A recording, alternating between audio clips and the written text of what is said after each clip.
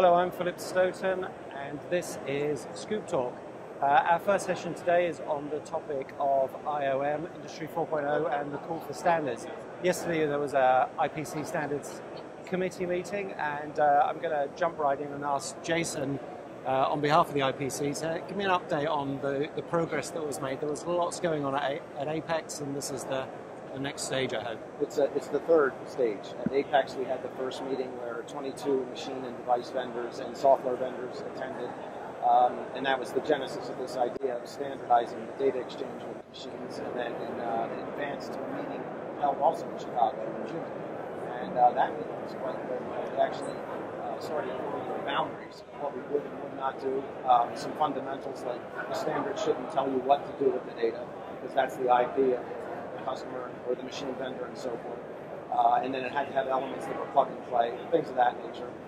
We also formed task groups at that time to generate the name for the committee, which we now have. Okay. It's the Connected Factory Initiative is the effort itself.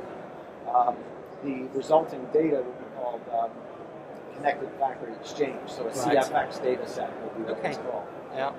So we got all that done actually yesterday in terms of the naming. But we also formed a bounding document that basically frames what the data content sets would be. Okay. And we were, during the course of the last 5 months, we wanted to use third-party contribution of existing protocols to form or inform the basis of what the ultimate standard would be. Right. That hasn't worked out, so we actually, fortunately, came up with an alternative, because the objective is speed of execution for the sake of the industry. We have to get something available that's real as fast as possible out to the industry. So to that end, a Tier 1 manufacturer was gracious enough to share with everybody that they have actually been working on just this for quite some time, and with their ecosystem of what we believe is about 80% of the machine vendors in the market. So not only were there a lot of data sets and knowledge built up through this program by one of the manufacturers, but it's in pilots and it's working. And both many of the machine vendors we spoke to and this manufacturer have said quite clearly that they would welcome the IPC taking that work and making it the foundation of where we go. So it has the benefit of the speed of execution, because we're not starting clean sheet. Yeah. It has the benefit of being real. The machine vendors have done a great deal of the work already, and it actually exists. So this was relatively recent development, and the IPC is on board. The committee voted unanimously, I believe, in favor of taking this approach. Okay. So, quite frankly, we're all pretty excited. Yeah. Michael, from your point of view, I know Mentor had put a lot of work into developing some standards initially, or some protocols. How's that worked out, and how's that evolved and been able to contribute to the whole process? I have to say that we're very proud to really have kicked this whole thing off and to wake the industry up to the understanding that these kind of standards are now possible. You know, we've seen so much kind of loss of opportunity for customers in the industry, a lot of costs for ourselves that are needless, and a lot of frustration for the machine vendors as well.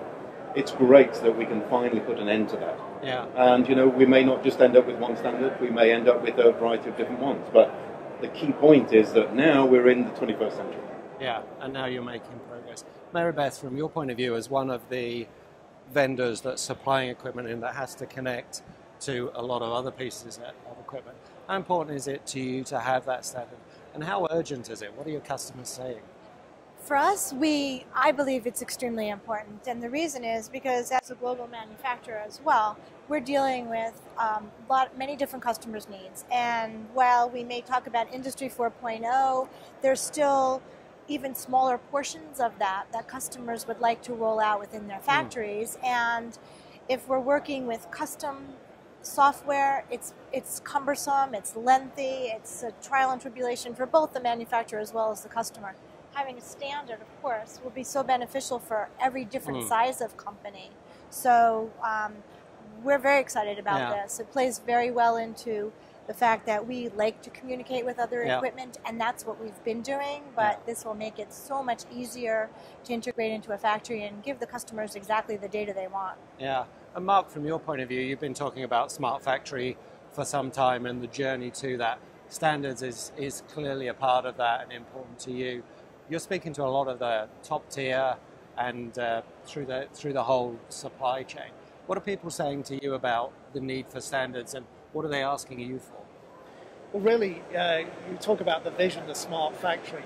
That's the goal everyone's trying to reach. There's, at the moment, a bit of a patchwork quilt of data, especially on the shop floor level. Maybe not so when we get very high up into ERP systems, but certainly on the shop floor level there is.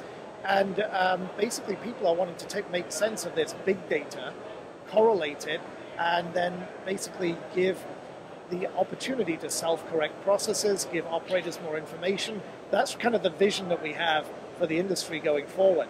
Now, if you have a standard, you spend less time trying to gather, collect, and make sense of that information, and you get more quickly into the real value proposition behind it, which is how can you actually correlate it and make it do something that makes the customer more efficient.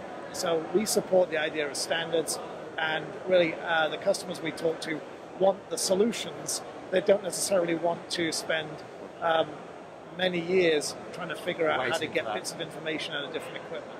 So to me, the time has come that we standardize this, and whether it becomes one standard or a couple, really to me is not as long that as there's important. A standard. We get standards in the industry, and we can work on the value-added solutions.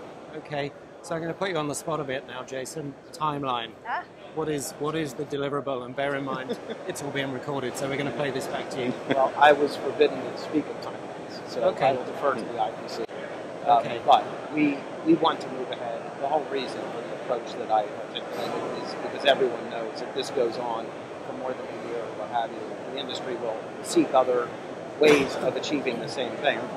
The industry doesn't necessarily care about data formats. The data format is an enabler to what they do care about, and we need to clean this issue up so we can get to having those solutions that Mark was articulating so well. Okay, so no timeline. I can't push you on an answer for that one specifically. Sorry. Maybe when we see David Bergman later, we'll be able to push some buttons there. Marybeth, from your point of view, when you're out talking to people, they're, as Mark says, they're not really driven by how the data's communicated or connected. They want to use it.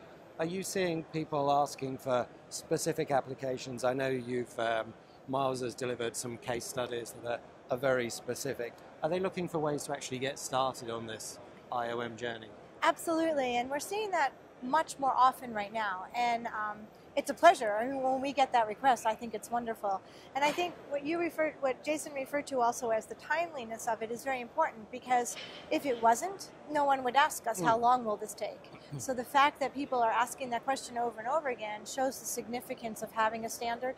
And as I said earlier, I think for us, people are asking for information. How they utilize that once they get it, that's an internal question, yet I still want the data. So it has to be simple, it has to be fast, and it has to be usable by many different levels of factories. And Mark, when we look at the application of IoM or Industry 4.0, it's this big, complicated, cumbersome picture. Do people want you to give them a solution to everything, or are they looking at specific parts? For example, you have the placement machine, you have the printer. Are they looking at the loops, the closed loop systems between those, or are they looking to you to kind of solve everything out of the box?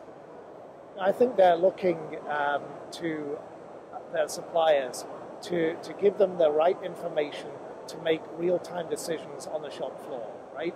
So ideally, they want communication, not just from our equipment, from every piece of equipment in the line, and something above that to make intelligent decisions that can help control it and can help also prioritize workflows in the factory. What should the operator be doing next? Should they be refilling our placement machine? Maybe they should be going to another piece of equipment and dealing with that first, whatever's needed.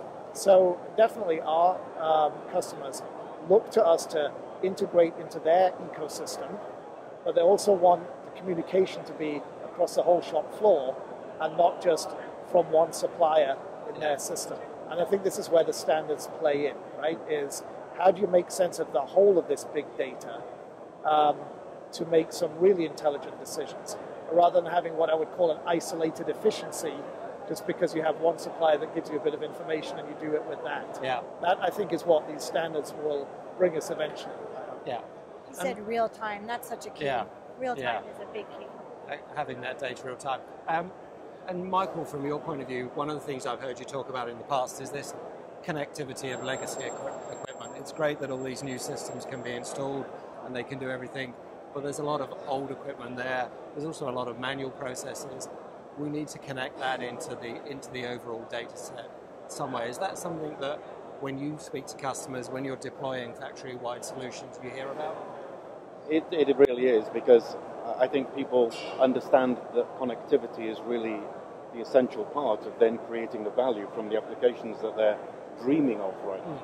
I mean, we can define so many Industry 4.2 applications, but customers are coming up with new ideas all the time. Yeah. Their frustration is, as we said, they want a standard. But more than that, any new standard, how are you going to get it running on existing hardware? Yeah. Do you have to replace it all? Or do you have to replace all of your software systems to make it all work? So, you know, the idea of being able to connect up existing machines, I mean, there are boxes, for example, with our open manufacturing language that can convert native information from the very oldest machines into OML. So people are right now starting to make those projects and beginning to see the benefit of them. Yeah. So it's essential that, you know, in any way that we do to collect the data, there has to be this retro fit. Yeah. Then it makes it work, then it makes it real, and then people can start to get the value. Yeah. Yeah. And Jason, your applications of software go way beyond the SMT line. You're working in industries, in factories that don't even have an SMT line and have some discrete manual processes. Are they just as keen to get the data? Are they just as keen to get connected? We're isolated in this electronic manufacturing industry. What's happening in the broader market? Oh, more so. Discrete manufacturing, most of our discrete manufacturing customers, there's a circuit card involved. They have some circuit card lines, but they don't actually look at themselves as an electronic card producer. They're building large-scale systems that are technical in nature and discrete. So the scope of their data challenge is far greater than just the surface mount lines or even tests, because now you have PLC-driven robots, material handling systems. You have possibly 4 or 5 times larger area of the factory itself that has to, all those data points have to be connected, including chemicals and tools like torque drivers, and things that just are beyond what we think of as surface mount. So it is actually a greater issue, but the standard can be extended, and actually the committee has said, and this tier 1 manufacturer, when they went on their project independent of this originally, they said we cannot look at this as a surface mount issue. This is a discrete manufacturing data issue. And if I may, about the legacy machine, something about what happened at the IPC that's great is that effort by the tier 1 manufacturer. One of the core missions they had was that their key vendors have nearly decade backwards compatibility with the data set, because it is an issue. We're not going to refit factories just to support it. So these vendors have made software versions that will actually enable older vintage machines to produce the data sets. Yeah, I think that's essential. I was going to ask do you have involvement on the committee from a company like robotics companies, automation, those kind of people? People like FlexLink that make conveyors and material handling, so they're PLC driven. They're involved. We need their input tremendously, because that's actually the PLC situation is a greater issue than it is with the machines. The machines in our industry are typically PC-based and highly intelligent, and in that way they're uniform to a degree. PLCs is a different matter. Yeah. Okay. Wonderful. Well, guys, thanks very much. Disappointed I couldn't push you on a date, but I'm going to be working on that in the next couple of days. Thank you very much for joining us at ScoopTalk. It's a pleasure. We'll talk again soon. Thank you. Thank you.